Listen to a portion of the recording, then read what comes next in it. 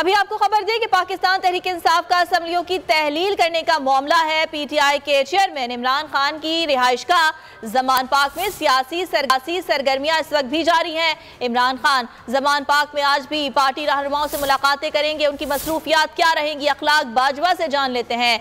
जी अखलाक, बताइए। जी बिल्कुल, पाकिस्तान तहरीक इंसाफ के चेयरमैन इमरान खान जो हैं वो ज़मान पार्क में आज भी मसरूफ़ तरीन दिन गुजारेंगे।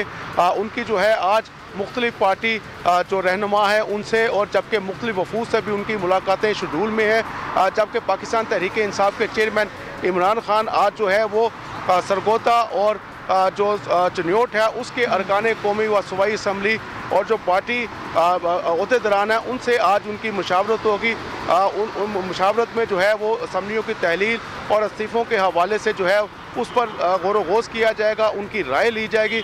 जबकि पाकिस्तान तहरीक इंसाफ के चेयरमैन आइंदा आम इंतखाबात की तैयारियों के हवाले से भी अरकान कौमी व सूबाई असम्बलियों से उनकी जो फीडबैक है वो भी ले रहे हैं।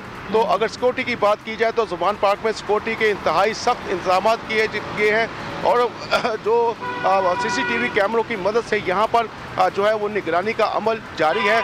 अब से कुछ देर कबल जो है लेस्को के अमले की जानिब से यहाँ पर दरख्तों की कटाई का अमल भी किया गया है। इजाफी शाखें थी जो कि सिक्योरिटी के लिए रुकावट थी और स्नैपर्स को उसमें मुश्किलात का सामना करना पड़ा था।